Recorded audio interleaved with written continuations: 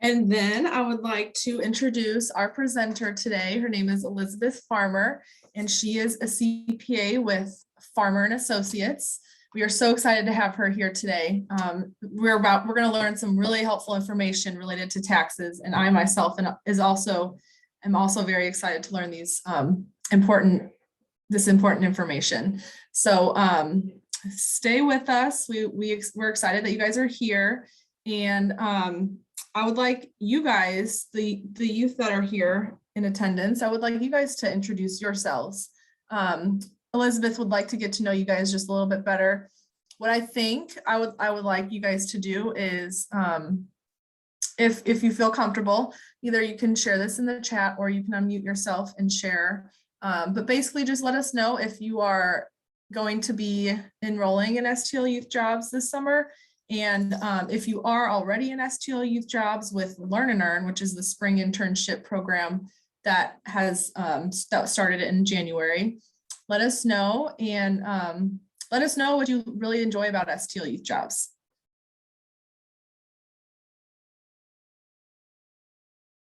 Can you repeat that? Yes.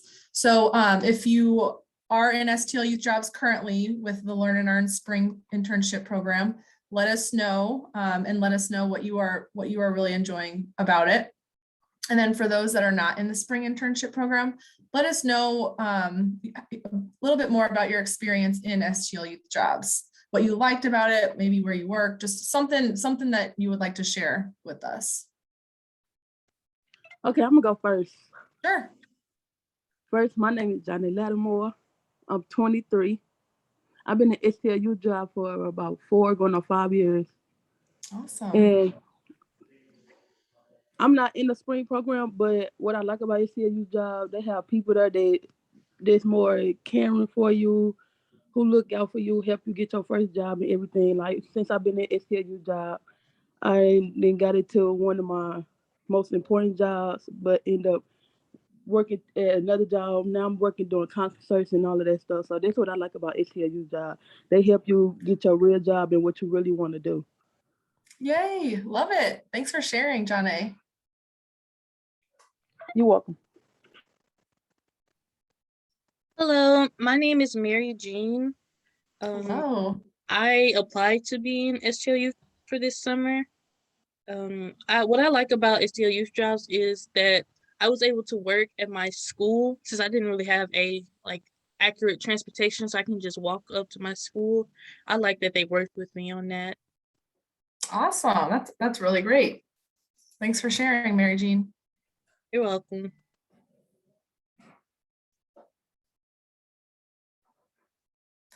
We got someone shared in the chat. My name is Adriana or Anna. I am 19. I worked in STL Youth Jobs when I was 16. I'm not looking for a position right now. However, I'm here because the information provided here is to get us started in life is amazing. Thank you. Thanks for sharing. We love to help you guys in many different ways. So I'm glad that this is something that you can take away with you into your future. Anyone else want to share? Hello. Hello. My name is Elzada. I haven't applied for the program yet, but I'm looking forward to. I've been doing this program ever since I was 14, and the thing I like about it is it gives children a way to start off getting a resume plan, and that's what I like about it. Yes, that's awesome. Thanks Excuse me, what was the question? Basically, I was just wanting you guys to introduce yourself and then to share just something that you like about STL Youth Jobs. Yeah, just anything related to your experience in our program. Okay, well, my name is Kalia, and my first year was last year when I was 15. Awesome. And it was a good program, and I really liked it. That's why I came back this year to do something different, the Young Managers thing, I think that's what it's called, and teach and work, basically. Awesome. I am so excited that you are here. Thanks for sharing.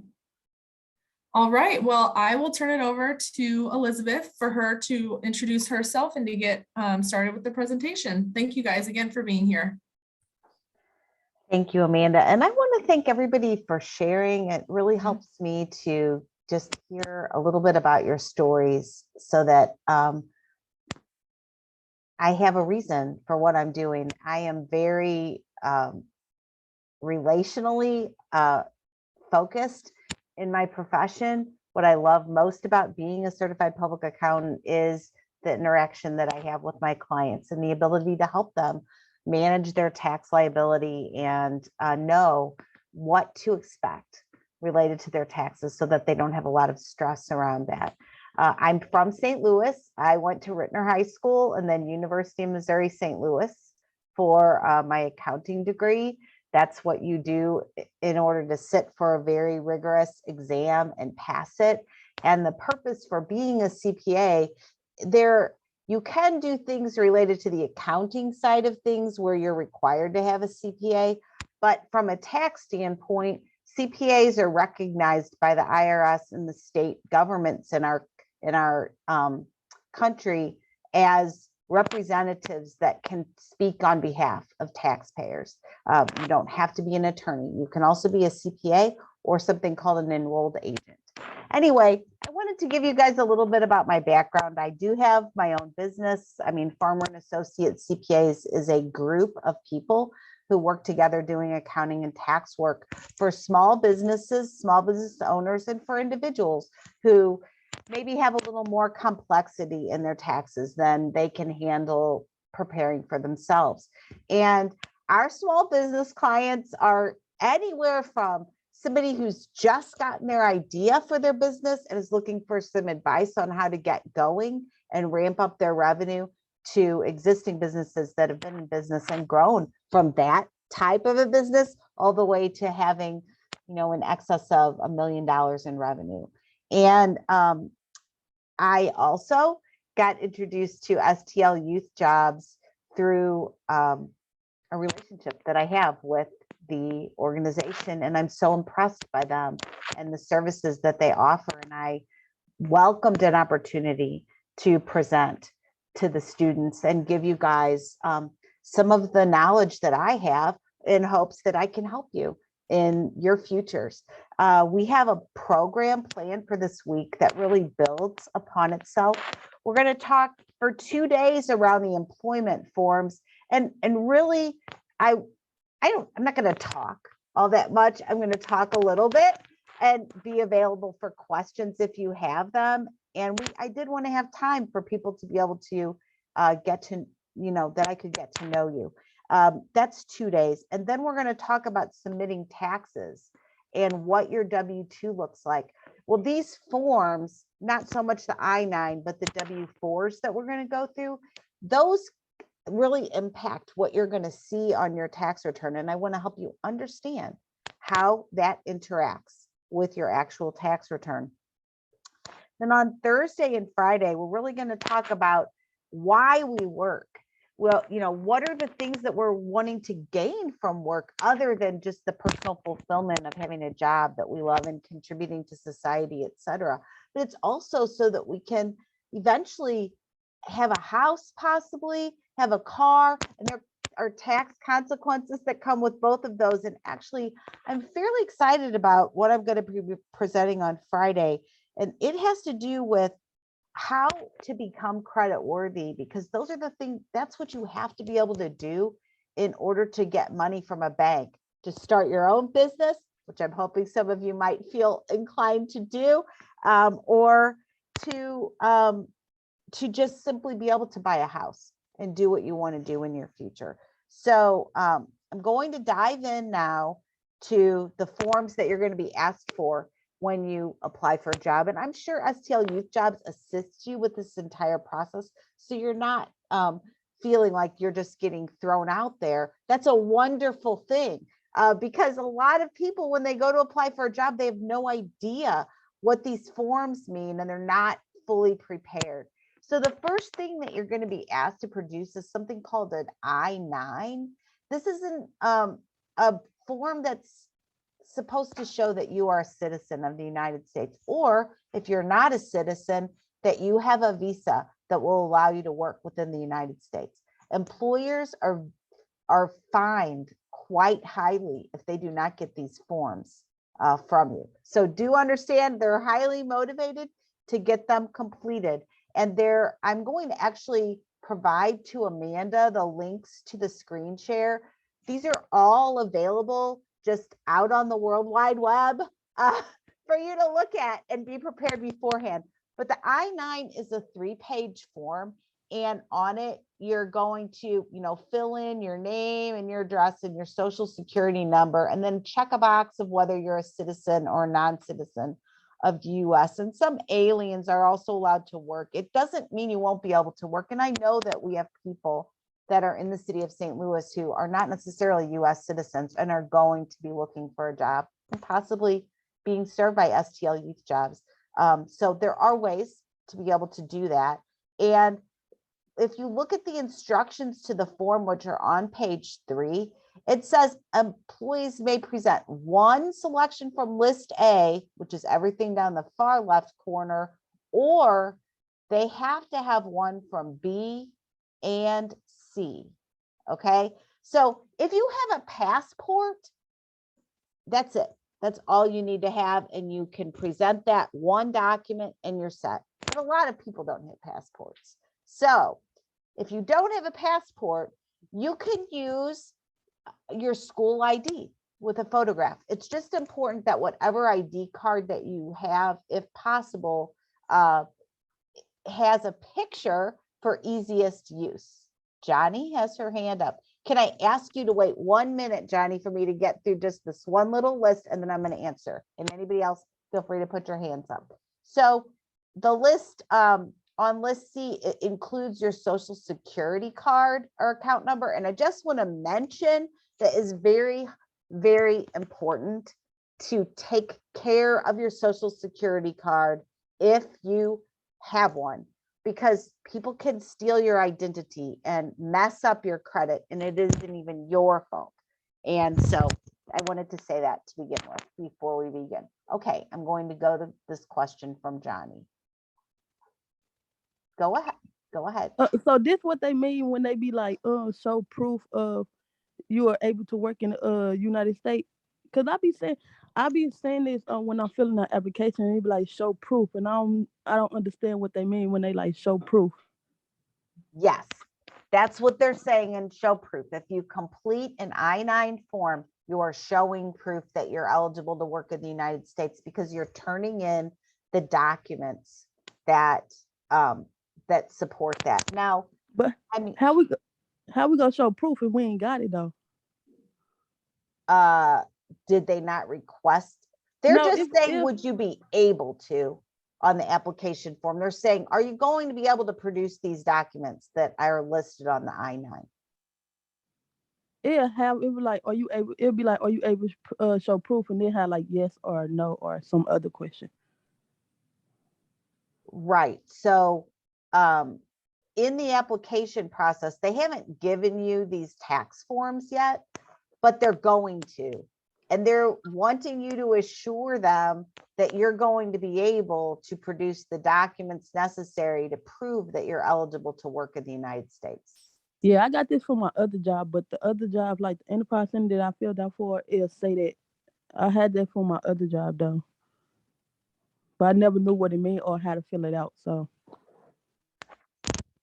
Okay, well, it's I mean, although it looks like a lot for you to fill out, it actually, it will go pretty quickly.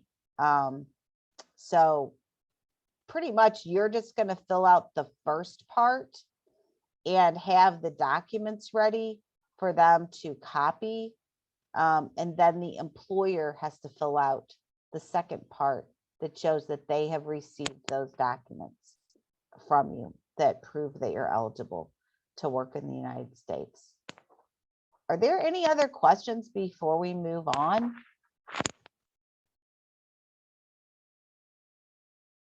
I don't see anyone else's hands up, so I think that we're good to go with that. Okay, so Once that form is completed and you feel confident that you have what you need to complete it. So let's just review that document list a little more slowly. In list B, you can use a driver's license or a state ID card. You could use your voter registration card, which doesn't have a picture, but that's allowed as well. But in order to register to vote, you have to be 18. So I know a lot of you guys probably wouldn't be able to do that. Then they have these other things, the US, a military dependence ID card, a US Coast Guard merchant mariner card. I've never seen one of those, or a Native American tribal document, but all of these qualify. And if you're under 18 and you're unable to produce any of the documents that are listed, like you don't have a school ID card, you could use a report card, a school record, or a record from a doctor or daycare or nursery school record. So that's list B. You could choose one of those. Then you have to have something from list C, which is a social security account number card, or a birth certificate. And it needs to be, a lot of people do use birth certificates because they don't want to be carrying their social security card around for fear of someone taking it. So a Native American tribal account or a US citizen ID card. We don't get that when we're born in the United States, but I think people who take citizenship tests and pass them do get them. So that's a complete list of what is allowed to be submitted. And it would be a good idea to just know in your mind and have the peace of mind what it is you're going to use for your employment identification. If you're going to use your school ID card and a birth certificate, or if you're going to use your voter's registration card and a social security card. In any case, I think it helps to know what you're going to use before you go in to a job situation where there's enough stress in starting something new without having stress around this part. All right. So now we're going to go on to these W-4 forms. These withholding certificate forms are instructions for the employer related to how much tax you expect to owe, so that they can withhold and make sure that you aren't going to owe anything when you file your taxes in April. That's when they're due. So I'm going to we're going to start our conversation today actually at the end, which is the last page of this document is the tax brackets for 2022 and tax statuses. So I'm going to begin by talking about tax statuses. If you are an unmarried person, and then you are either single, or you could be a head of a household if you have a dependent child that you are supporting. And so depending on whether you are single or whether you are a head of household, that determines when you start paying income tax. I'll teach you a little bit how to read this form, and I think we're going to get into that more tomorrow, but I'm just giving us a small whet our appetite for the excitement of learning how to manage your own taxes and be at peace about when you're completing this form that you've done it to the best of your ability and well. I'm assuming everyone on the call understands that you do need to have a social security number in order to fill out the form, either of these forms. And so having that and memorizing it is a very good idea. I would encourage everyone to memorize their social security number so that you're going to be using it the rest of your life. And tomorrow we're going to delve into filling out the actual Missouri W-4 and the federal W-4. But for now, I think I'm going to stop sharing from my end because we only have 5 minutes left, and see if there are any questions or anything else that we need to cover. I have a question. Yes, ma'am. It's about the tax though. So I'm new to filing taxes. I was new to filing taxes like last year. So as me, like when I filed taxes last year and it took like so long, I'm just now receiving them. But when I received them, they got sent to an old bank account that's no longer available. So like I don't know like what is they go if they go like send it back to IRS and mail it out, or because people, so when it got sent to my old bank account that is no longer available, they saying that I gotta call and get a new card or something, but the account is no longer like available. So if they Hold go on like send, 1 second. I'm going to ask my partner who is behind me the truest, most recent answer to this question.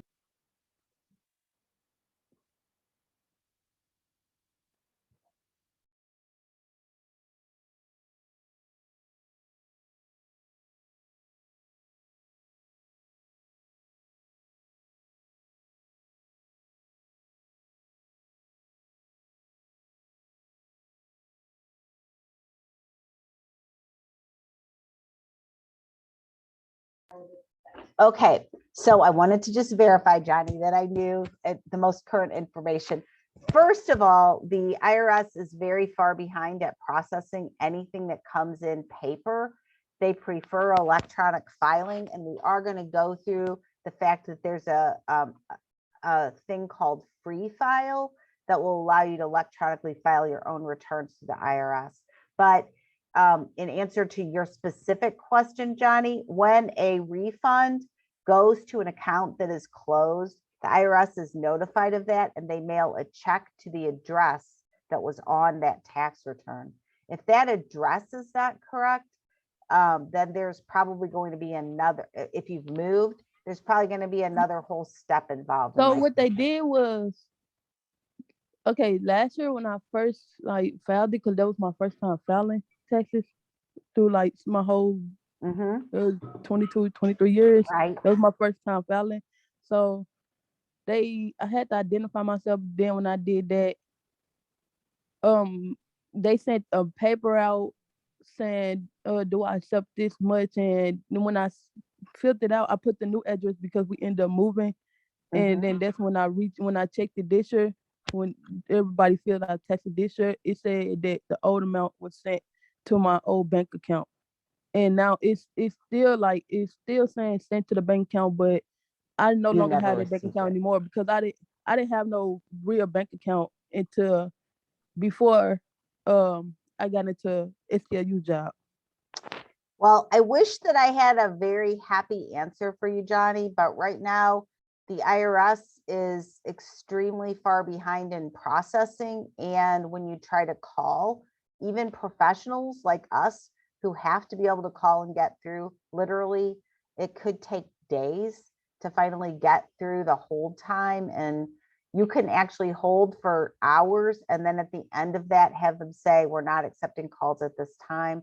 It's just a very time-consuming process, but I would encourage you to call because that's the only way that you are going to get an answer on this. Yeah, I is to gotta literally talk to the IRS. Yeah, so now they doing it to where you have to identify yourself over the computer through Zoom. So you gotta identify yourself through Zoom now. Okay, well, it's just going from bad to worse. Mary Jean has a hand up. Go ahead. How do you know which withholdings you qualify for? Like what kind of taxes they need to withhold? Well, we're going to talk about this tomorrow, Mary Jean, but basically these brackets that are part of the form on page 4, they talk, the left-hand column is about how much money you're going to make for the whole year. So you would need to multiply whatever you get paid per hour times the number of hours that you're working. And let's say that you know that you work 20 hours a week. You would take 20 times 52 to get to your number of hours times your hourly rate. And that would show what your total, what's called gross pay, is going to be for the year. And you're going to go down one of these columns to figure out where you land. The important thing to know is if you're single if you're not married. Okay. You could be head of household if you have a dependent who's qualified. And there are other things that enter into this equation for how to instruct withholding, not just dependents, but how much money you're going to make per year. Also, whether or not someone else is claiming you as a dependent affects how you're going to complete these forms. But we are going to talk about it more tomorrow.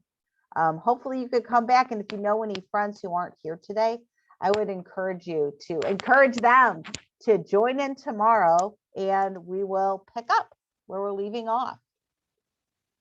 Amanda, do you want to take it from here? Yes, so we actually have until 10:30. Oh, okay. Yeah. Excellent. Yeah, So I will 9:30 to 10:30. continue.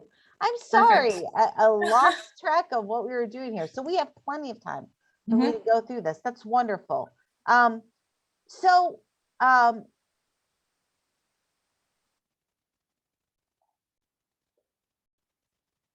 The form itself is asking you to check whether you are single or a head of household. And it's pretty self-explanatory. You need to have a dependent in order to be head of household. Once you get past this part, it says there are these specific instructions that discuss completion if you have more than one job at a time, or you're married and your spouse also works.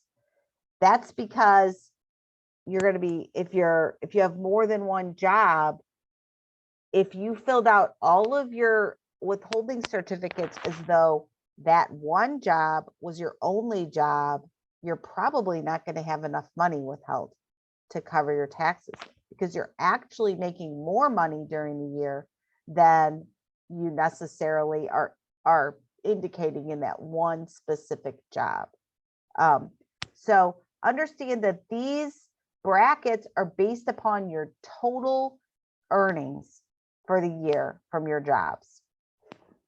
And I did want to say that our tax law, as a person whose living is made helping people complete taxes, in an ideal world, everything that we're filling out from these forms would translate into tax law seamlessly. But the actual fact is, Congress has implemented laws as late as the end of December that impact all the year before.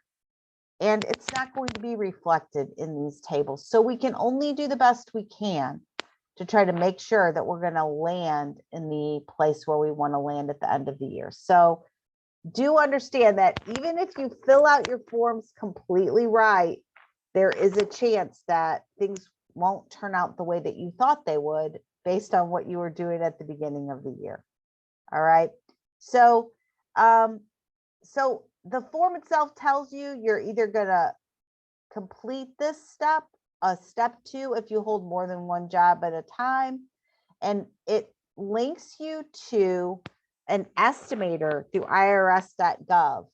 And also, please make sure when you're searching for things that you are aware it's irs.gov, because there's irs.com is just a totally different website. And in every one of our government websites, there are these mocked up things that are designed to make you pay for things that are free through the government. So you want to get these government websites right, irs.gov. So irs.gov/W4 app is to help you get to your most accurate withholding for this step. But I would tell you, as students, chances are you do not owe any income tax of any kind. And my instructions during this week are really designed to carry you through more to your adult life and not for your time exactly right now. Yes, you need to complete the I-9, and STL Youth Jobs is there to assist you in getting all of that done. But eventually you're going to be an adult, and this could be something that you have to do again later. I'm hoping that our time today and this week is going to help you with confidence in being able to do that later on.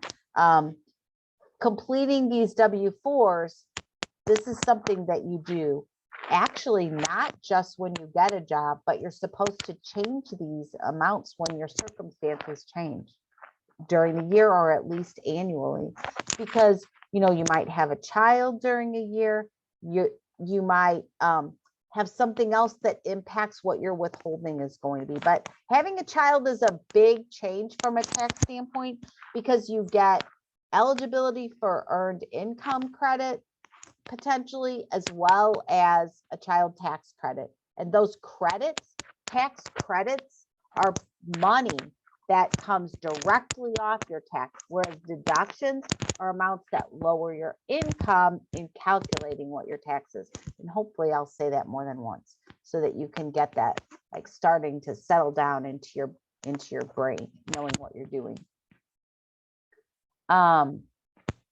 And I did have another question in the chat from Johnny, and that is, if you owe anything, will they take that out of your taxes? Well, the answer to that question is, if you owe back taxes, then they will seize your refunds and not give them to you if you owe back taxes. There are other debts that can get seized from your refunds as well. Child support is one of them. And owing the state government taxes. If you owe Missouri, the federal government has a relationship with them where they say, we'll give you the part that you're owed out of your refund, out of the federal refund for that person. Yes, There's a couple questions that were sent to me. What are back taxes? Anna asked what you meant by that. And then she was also asking, when do we fill out these forms? What time of the year? Okay, so back taxes would be like last year or years prior. You guys are young, and so you probably haven't even had a requirement to file tax returns yet. You have to exceed a certain amount in income to even be required to file a tax return, and that amount changes each year. But when we get to the part about reading your W-2, I'm going to talk to you about how to know if you should file a return, even if you're not required to, because you might have some money that you can get back if you've had it withheld. And that was the question about what are back taxes, prior years. And the other question was, I'm sorry, Amanda. It's okay. The other question is, when do we fill these forms out? What time of the year? So at the time of employment, you're going to be requested to fill these out. And some employers will give you new, fresh forms every year to fill out. Others will not ever give them to you again.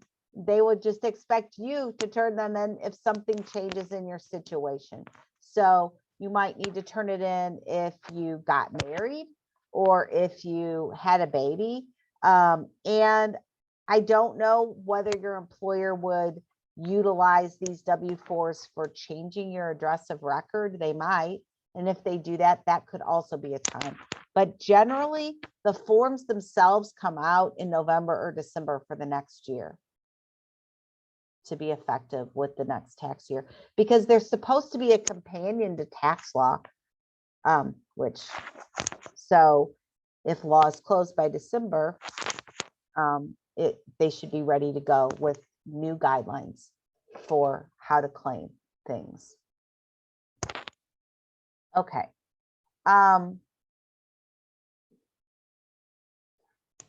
So according to the form, we're either going to use the estimator or the multiple jobs worksheet. Or if there are only 2 jobs, you may check this box. And And this job is accurate for jobs with similar pay. This form is so complicated now. It used to be very, very basic and easy. It's gotten very complicated to the point where our clients ask us to help them with these forms. So don't feel bad if you're reading through this thinking, I feel like I'm in algebra class. It kind of is like that. Down in part 3 is where you claim your dependents. So your dependents, it just tells you multiply the number of qualifying children you have under age 17 by $2,000. So if you have a child, 1 under 17, you would put 2,000 here, and any other dependents by 500. And other dependent, generally speaking, is a child over 17, or if you have a parent who you're supporting, you might put $500 in there, but they can't be claiming themselves. You have to be providing over half of their support, and they have to be living in your house for you to claim that. Then that tells the employer something to enter for how much you're automatically. That's because that $2,000 is a potential tax credit. So they know that your tax needs to exceed $2,000 before you are going to owe anything. And this is income tax. I am going to talk about Social Security and Medicare, which is another component of what you see on your W-2, and everyone has to pay that. That is, it doesn't, every dime gets taxed for Social Security or FICA and Medicare. We'll get back to that in just a minute. Okay. Then there's a question about any other income that you want to have tax withheld on. That would be like if you had a rental property where you were going to have a rental profit. Probably you guys are not going to need to worry about this section on other income. And deductions, if you expect to claim a deduction other than the standard deduction and want to reduce your withholding. So when we review what a 1040 looks like, you can either itemize your deductions or you're given a standard deduction, and that standard deduction is based upon whether you are single, married, or head of household. And it basically is, we're going to give you this much as a deduction against your earned income in order to make sure that you're not paying taxes if you're under a certain income level. And then there's also a line where you could say, I just want to pay in some extra withholding because I consider that I might owe this money. For you guys, I doubt that you're going to need to complete that line. But I do have clients who have to have extra withholding because they have a business that's making money and they need to make sure that they're getting taxes paid in for that business. Okay. I did not bring up a blank W-2 form. I am going to try to grab one of those really quick so that I can show you.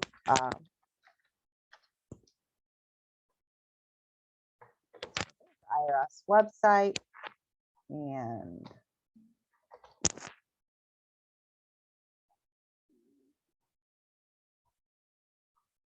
all right, so this is the basics of what you receive at the end of the year after you've been employed, and in it has your employer's ID number and their address, etc. And then here's where your name and your name is, and your ID number is somewhere on here.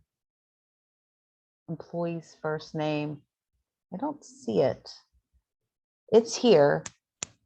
I know that they try to block out part of the tax ID number so that your identity cannot get stolen. In any case, I think it's over in this box, perhaps. Anyway, your wages are going to appear in these boxes. And if you work for tips, some of it will show up down here. But anything that we're talking about with this W-4 it's going to end up, your federal withholding will end up in this box right here. If you have any dollars in this box, that means you've paid in federal income tax. And if you don't actually owe it at the end of the year, you can file and get that money back, in addition to whatever credits that are refundable that you might have. Over here is where your Social Security wages go. And if you are paid, every dime that you're paid, you're going to pay 6.2% over in this column. 6.2% of your wages is going to be withheld. And on Medicare, 1.45% is withheld. And that money is non-refundable. It's never coming. It's not going to come back to you. It's being put into a fund that eventually is supposed to pay you Social Security. And Medicare is for healthcare for people who are older or disabled. So these two components are kind of like non-negotiables. That's what I'd tell you. They're non-negotiables. 6.2%, 1.45%. That money is leaving your paycheck. When you think about what you're making, that part's coming out. You're not making that. And just so you know, your employer has to pay that same exact amount, called a match, on your wages as well, so that money is hopefully building in the funds of Social Security and Medicare to sustain our country's population in the future as we age and retire. Have there been any questions yet, Amanda, or are we good? Yes, John A messaged me and asked if taxes are basically a handout. I'm not sure what she means by that, if she wants to explain, unless you understand what she's asking. Like, okay, so basically, okay, we working for, but instead of us like working, we have to like pay taxes, and like around like tax time, we basically getting it back, but not basically like getting the whole amount that they took out of our taxes. Like we actually, like, I don't know how to put this, but it's like basically like we get more than what we actually paid. Well, if that makes sense. I get what you're saying, and that can be true. That is because, well, there's a variety of reasons why legislators have made that the case. One is because they want to encourage people to work, even if they need assistance. They want people to work because, well, I mean, if you look at right now, there's 1.5 jobs for every applicant. And so to encourage people to work and still be able to, make it, they've put these credits into the tax law so that there's money that's supposed to basically not just encourage work, but take what would have been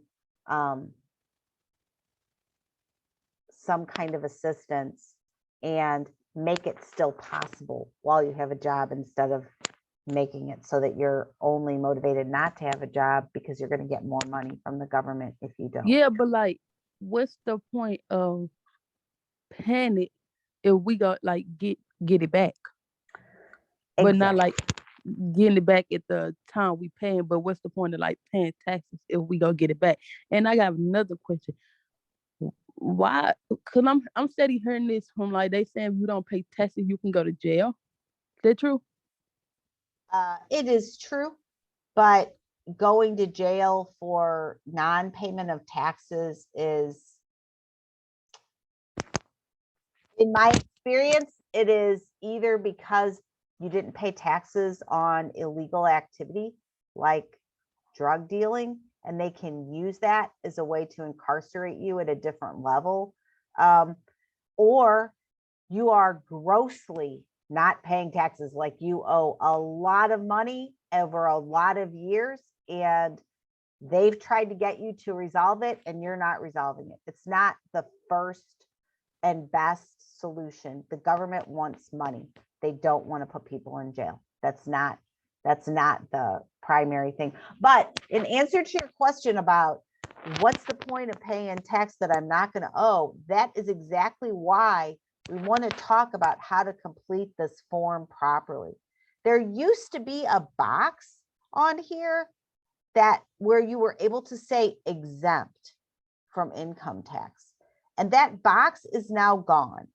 In the past, every student who is in high school would be checking that box exempt because you're not going to owe any income tax. You shouldn't have any number on this federal income tax block as a student because you're going to fall in below the level because you're in school.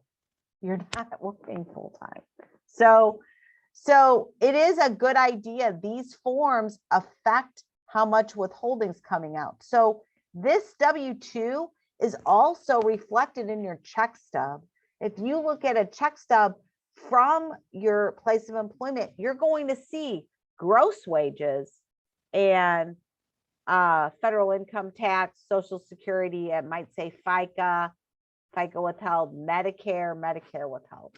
And Anne Maria said, my brother was 18 and working and he didn't have to pay taxes, but now he does. Well, because he finished high school. Yes, that's a very good point, Anime. It's that when you fill out your W-4 form, if your employer doesn't request a new one, you could be put into a bad position where you graduate high school and then you're working full time and you really do need to have withholding. So that's why being aware of your own tax situation is important. And just saying, I need to turn in a new W-4 and maybe I need to have some taxes withheld. So like if we go like a year without filing taxes, can we get in trouble for that, or it go add up, build up or something? Short answer to that question is you will probably, if the IRS gets the forms that show what your income is and what your withholding has been. These W-2s, this screen that I'm showing, it goes to you. It also goes to the Social Security Administration and it goes to federal and state governments.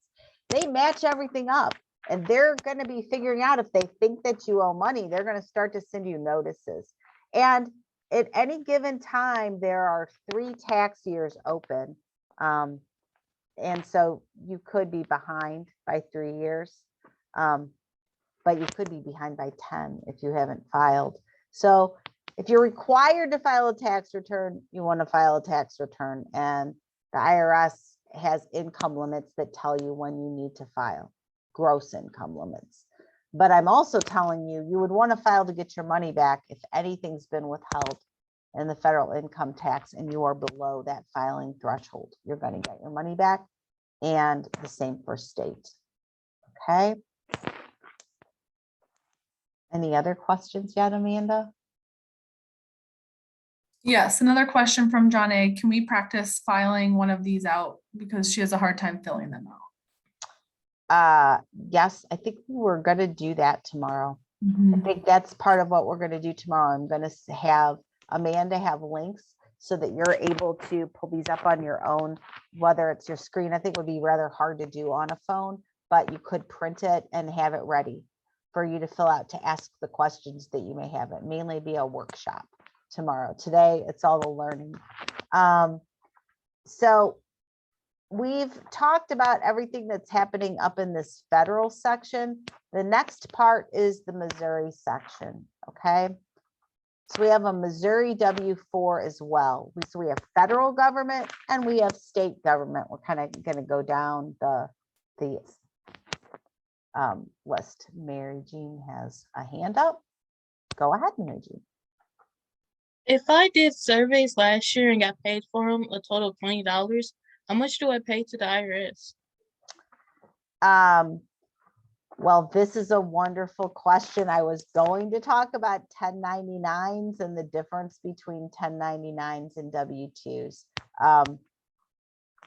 What I'm going to ask you to do is I'm going to actually continue through where I am. And I promise you, Mary Jean, are you going to be on tomorrow? Yes. Great. If I don't get it to it today, which I guess I only have 6 minutes. Maybe I should answer that question and we'll go to Missouri tomorrow. We got time. Okay. Okay. I'm just going to tell you this. We've got federal, we've got state, and if you guys live in the city of St. Louis, you have a 1% earnings tax. Whether you work in the city or not, if you live there, you need to pay 1%. If you work in the city, even if you don't live there, you have to pay 1%. There isn't a form to fill out that tell your employer to withhold the 1%. It would appear in this section of the W-2. If you end up working in St. Louis County, you would need to just verbally request that your employer withhold the 1%, but they're not required to do so if you're not working in the city. So you would then need to save 1% of your wages to pay to the city of St. Louis, and there are no deductions to take against that. It's 1% of your wages. I am so glad that you asked this question, Mary Jean, because I really wanted to cover this about contract work and 1099s. So I've had clients over the years who have gotten 1099s for doing medical studies. Like you said, surveys are being part of marketing. But also there are times when a quote unquote employer actually does not employ you, but they hire you as what they call a contractor. And that has serious tax consequences if you make over $600. Because if you make over $600, you have to file with your tax return a Schedule C. I mean, technically you're supposed to file a Schedule C even for $20, but freelancing is another, freelancing, you are going to get a 1099 if you freelance anime. That's correct. You are. In any case, this is when you want to be able to take deductions against that revenue. And that's what I do. I find deductions against their revenue if they freelance or do something like that. You're going to get your mileage, your cell phone. We're going to talk about what you have to do that job. But what I'm concerned about for you guys is that you're aware that as a freelancer or a contractor, you are being put at a bit of a risk. You can't claim unemployment if they no longer have work for you. And you need to know upfront that that's the case. It's unfair for you to be a contractor when you think that you're an employee. That is just not, it's not good business, and it has tax consequences. So I think I am gonna push it back to you, Amanda. Were there any more questions or for today? Anyone else have any questions before we close today? No, we're gonna save our answer for tomorrow. Yes, we hope you guys join us tomorrow and the rest of the week, because all like Elizabeth said, all this information really builds on itself. And so we really want you to attend the rest of the days. And if you know of anyone that you think would benefit from this information, you can share that the flyer with them, because it is so important and so informative. So thank you guys again for being here. And what I'm going to do is I'm going to share a link to the survey for today. It won't take long. There's only 6 questions. So if you guys could please complete this survey, that would be amazing. And if you complete the survey, you will be entered into a drawing. We love to have incentives. So I'm copying and pasting it in the chat right now. And it looks like Elizabeth sent a link to the I-9. You're going to you're going to get a bunch of links out here. Okay. Is that okay? That's fine. Yeah. You guys, if you guys want to click on all the links and then you can have them at least pulled up on your browser, then you can refer back to them later. That's what I've been doing. That's been helpful. But yeah, if you guys could please complete the survey, that would be amazing. And then there was one other thing I was going to say. What was it? Can't remember, but well, I'll hang on here for a few more minutes after 10:30 to make sure that you guys are good and that you were able to pull up all of the links. And again, let's thank Elizabeth for being willing to present this awesome information. Can y'all subscribe to my YouTube channel and Nate Foles before we leave? I'm trying to reach my goal to 200. I'm at 170 Oh. right now. So Nice, you're close. yeah. Awesome. All right, I am going to stop my screen share Sure. and I'll see you guys tomorrow. It's okay if I leave, right? I mean, That's fine. Yes, you are good to go. Okay. All right. Thanks. All right. Everybody have a good day. See you tomorrow. You too. Bye. Amanda, where your Bye. link? Bye. Bye. Amanda, where your link at? My link for the survey? Yeah, I put it in there, but I'll put it in again. I don't see it. Oh, maybe it was accidentally a direct message. So let me re-put it in there. There we go. Do you guys see it? No? Hold on. No. That's weird. No. Okay, here we go. What about Now now? we see it. Yeah. Okay, perfect. Yeah, fill that out. It won't take long at all. We just want to make sure that we have the information that we need to better this training for next time.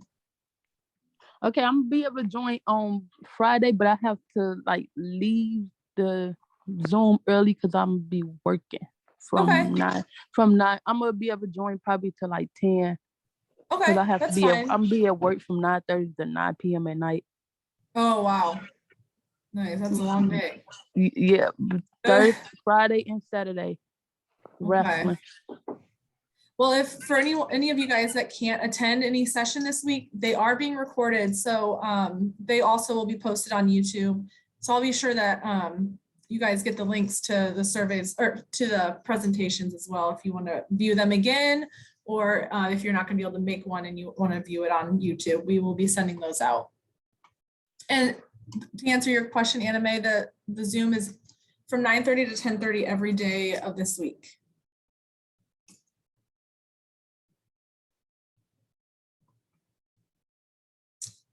Wonderful. Did everyone have a chance to pull up those links? Yes. Perfect. Well, then I am going to end the call and I look forward to seeing you guys tomorrow. Okay. All Bye. right. Bye.